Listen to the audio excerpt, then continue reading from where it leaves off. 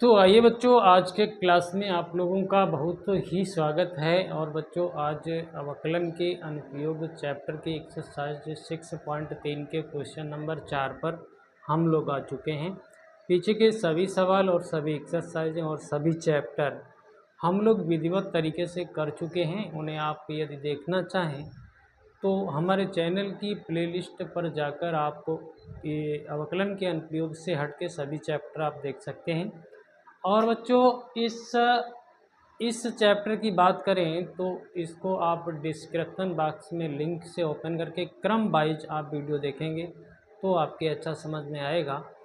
और बच्चों, यहाँ क्वेश्चन नंबर 4 की हम लोग बात करेंगे, उसके बाद में क्वेश्चन नंबर 5 को लगाएंगे और लग पाएंगे तो और भी लगाएंगे। तो देखिए बच्चों, हम लोग समझने का प्रयास करते हैं। और बच्चों, आप यदि हमारे चैनल पर नए आए हैं तो हमारे चैनल को सब्सक्राइब करें और वीडियो को अंत तक देखें तो आपके बात समझ में आएगी। तो बिल्कुल हम हिंदी माध्यम से एकदम देहाती तरीके से आपको समझाने का प्रयास करते हैं। यदि आपको यहाँ भी समझ में नहीं आया तो फिर आपको कहीं समझ में आने वाला नहीं है। ठीक है बच्चों, तो एक प्रयास आप करिए और हम अपना प्रयास कर रहे हैं, तो समझने का प्रयास करिए तो समझ में आएगा। तो देखना है आपको वीडियो, तो आइए रुकिए और हमारे साथ देखिए। हमने क्वेश्चन नंबर 4 को लिखा है, सिद्ध कीजिए कि निम्नलिखित फलनों का उच्चतम या निम्नतम मान नहीं है।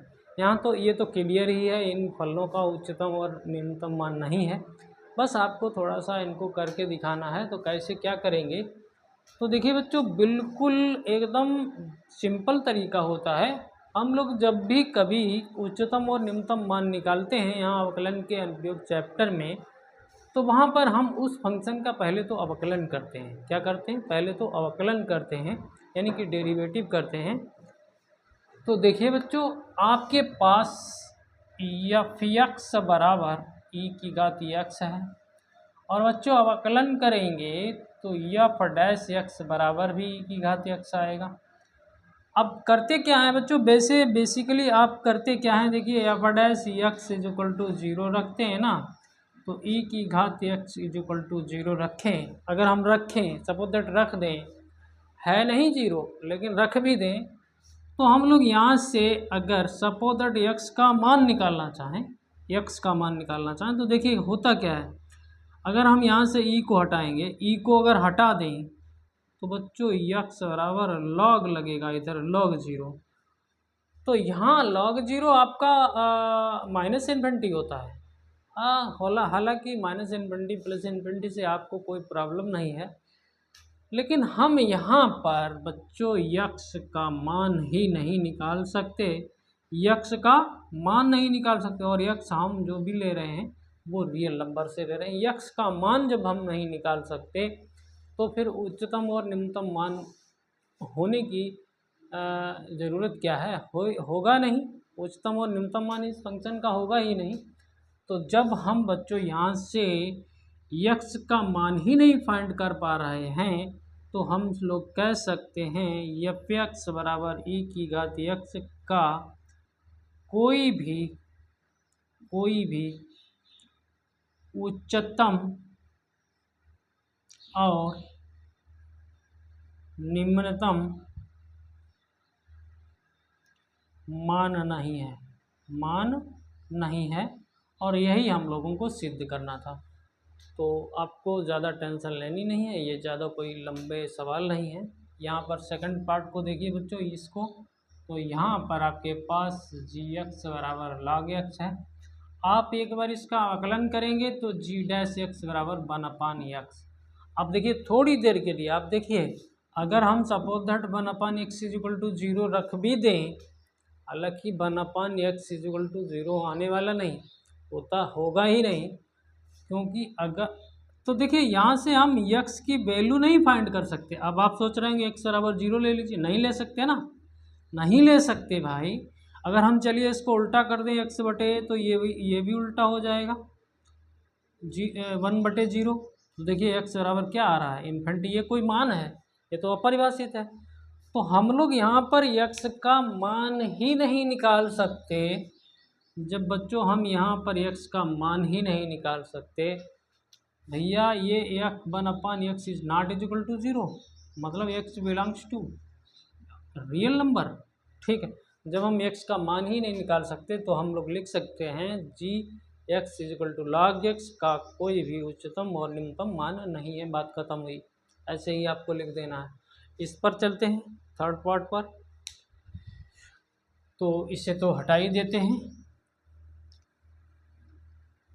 थर्ड पार्ट को देख लीजिए, आप अवकलन कर डालिए इसका, तो ये हो जाएगा h-x, ठीक है, ये हो जाएगा 3x², ये हो जाएगा बच्चों देखिए, यह देखिए 2x हो जाएगा, ये 1 हो जाएगा। अब क्या करोगे, अब क्या करोगे, अब आप अपनी प्रक्रिया को तो उसी तरीके से लगाएंगे ना, h-x इज इक्वल टू 0 रखेंगे, 3x² प्लस 2x प्लस 1 बराबर 0, एक बार ले लेते हैं 0।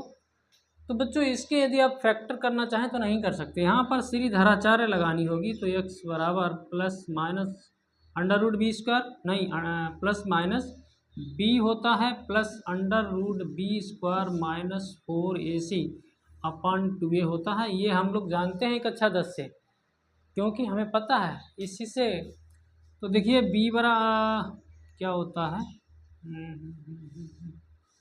यहाँ पर बच्चों प्लस माइनस नहीं होता है, यहाँ पर होता है, ठीक है। और बच्चों यहाँ पर माइनस बी होता है, माइनस बी, ठीक है, थोड़ा सा हम भूल रहे थे। तो बच्चों देखिए यहाँ पर आपका बी तो 2 है, तो 2 यहाँ पर प्लस माइनस 2 का स्क्वायर करेंगे ये 4 हो जाएगा। और बच्चों यहाँ पर 4ac 4×3 = 12, ये 12 हो जाएगा। और बच्चों आपने देख लिया कि भैया यहाँ नीचे 6 हो गया, यहाँ पर 4 में से 12 निकालेंगे, माइनस का 8 रहेगा और रूट में 8 आएगा, रूट में 8 आएगा माइनस का, जो कि आपको ये इमेजिनरी मान देगा, अगर देगा भी तो हम लोग कह सकते हैं कि भैया यहाँ पर भी कोई x का एकदम सॉलिड मान नहीं है, मतलब एक फाइनाइट वैल्यू नहीं है। तो इस आधार पर हम लोग यहाँ भी कह सकते हैं कि इस फलन का कोई भी उच्चतम और निम्नतम मान नहीं है। अगर आपको ऐसे समझ में आता है तो ठीक है, नहीं तो फिर हम कोई दूसरा तरीका अपनाएंगे, यदि आप कमेंट करेंगे तो ठीक है बच्चों, आप वीडियो को देखेंगे तो ठीक है।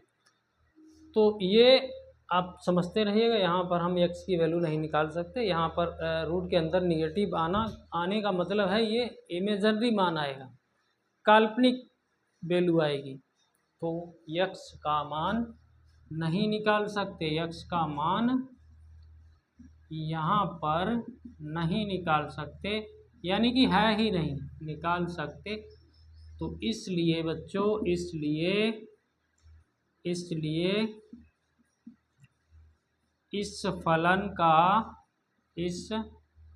फलन यानी आप लिख लेंगे इस फलन का उच्चतम और निम्नतम मान नहीं है। यार इतना ही तो लिखना है, क्या दिक्कत है, ठीक है।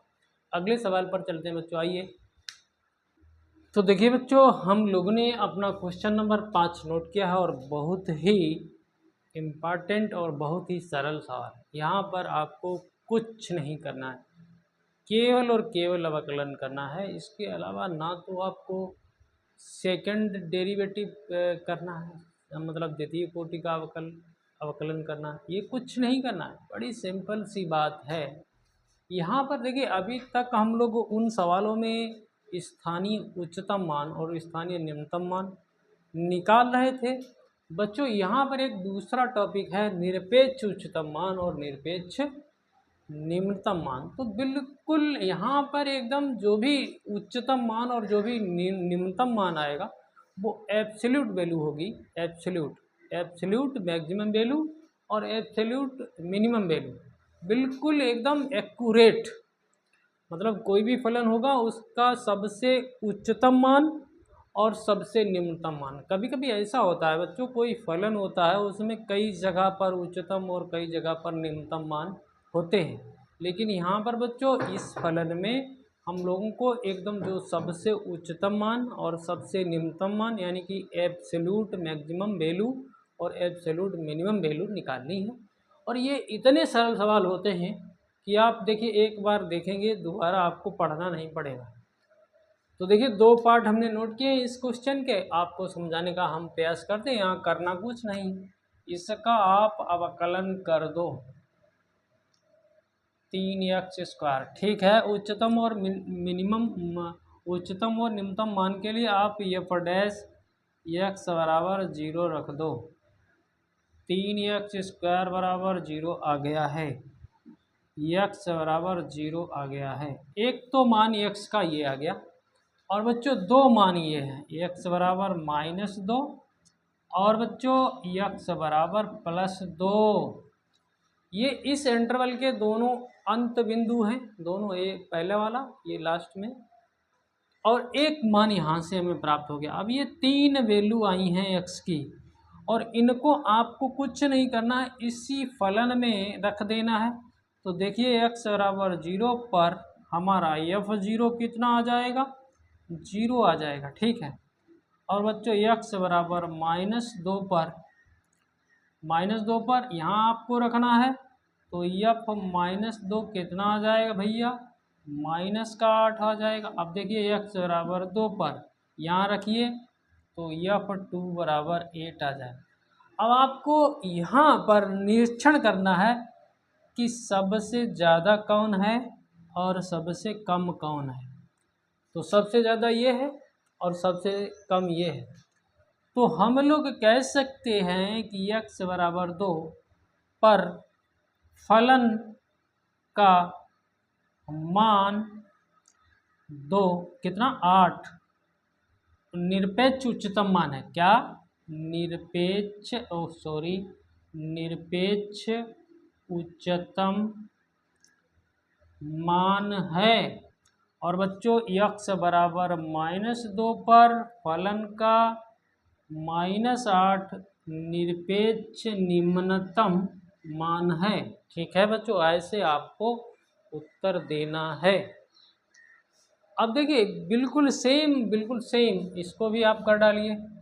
f डैश x बराबर कितना हो जाएगा, साइन x का cos x होता है, cos x का माइनस साइन x होता है। ठीक है, और भैया इसके बराबर 0 पुट कर दो पुट 0, तो cos x minus sine x बराबर 0। ठीक है, अब क्या करोगे, ये त्रिकोणमितीय फंक्शन है, कुछ नहीं, माइनस साइन x बराबर माइनस cos x। ठीक है, माइनस माइनस हटाओ तो साइन x बराबर cos x। ठीक है, और बच्चों इसको इधर लाएंगे तो ये tan x बराबर 1 हो जाएगा। अब बच्चों अगर हम इस 1 को 10π/4 लिख दें, कोई दिक्कत तो नहीं आपको, नहीं दिक्कत। और हमने आपको कल परसों के वीडियो में एक बात बताई थी, tan थीटा बराबर अगर tan अल्फ़ा हो तो थीटा बराबर n प्लस अल्फ़ा हो जाता है। n belongs to integer, positive negative zero सब इसमें आ जाएंगे। तो अगर हम यहाँ से देखें तो x बराबर n प्लस π/4 हो जाएगा। n का मान 0 रखेंगे तो x बराबर कितना आ जाएगा, π/4। और बच्चों n का मान अगर हम 1 रख देते हैं तो ये 4 और 1 5 π/4 बच्चों 5 इतना देखिए यहाँ पर 5 π/4। और बच्चों ये 5 गुणे 45, 5 को 20, ये 0 से पाई के बाहर निकल जाए तो केवल आपको x बराबर π/4 और ये आपके दो बिंदु x बराबर 0 और x बराबर पाई, ये 3 पॉइंट आपको x के मान निकले हैं यहाँ पर। और इन्हीं तीनों को आपको इसमें रख देना है और आपको पता चल जाएगा कि निरपेक्ष उच्चतम मान क्या है और निरपेक्ष निम्नतम मान क्या है। तो ये तो सब आपको आता है। तो देखिए बच्चों, इसको भी रख देते हैं, इधर से हटा लेते हैं, इसको यहाँ देख लेते हैं।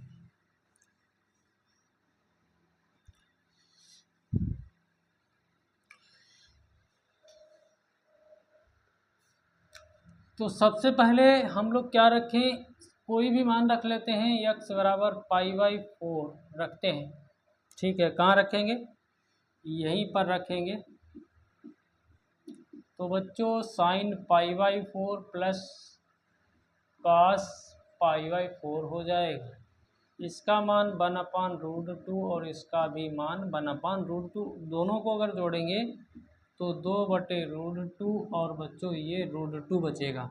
ठीक है, अब देखिए बच्चों x बराबर 0 पर हम देखें तो फंक्शन का मान साइन 0 प्लस कॉस 0, साइन 0 0 होता है और कॉस 0 1 होता, तो ये 1 आ गया।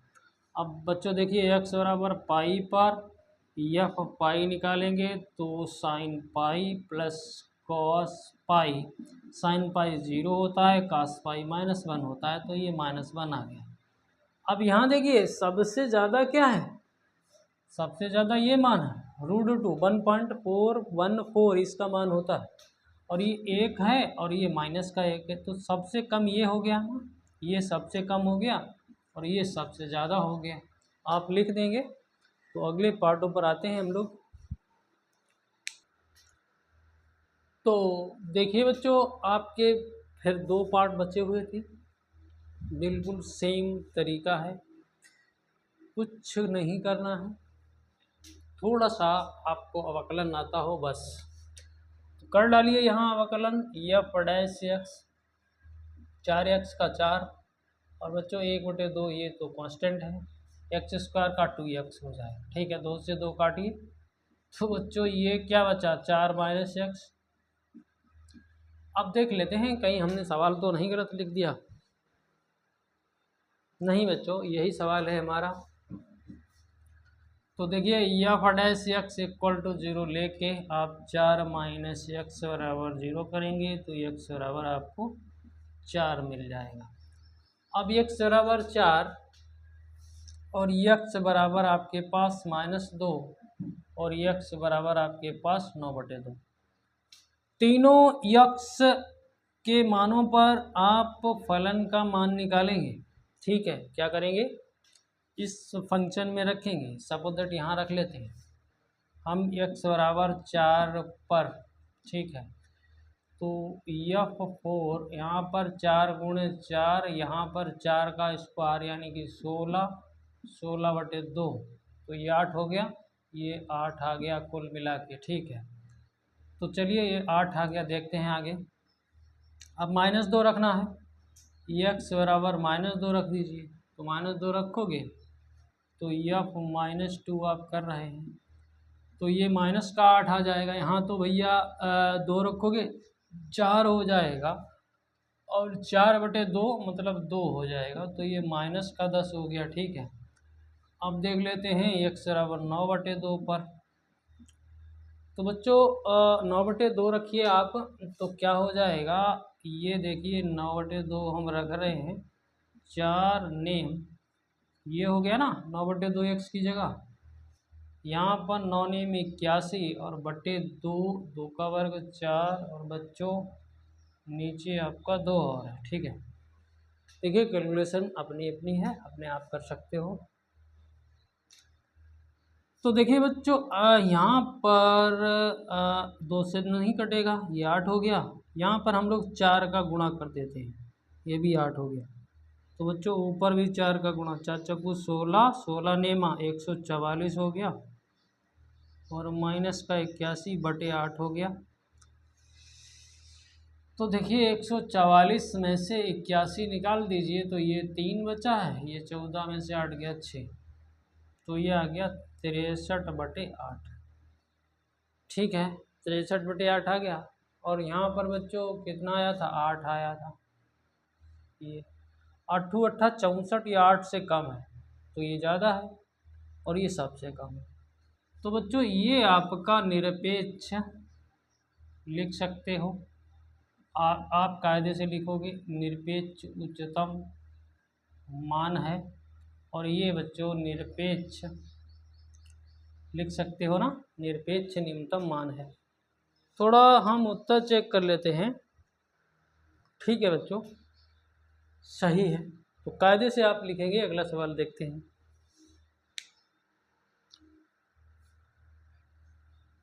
ये इसको हटा देते हैं।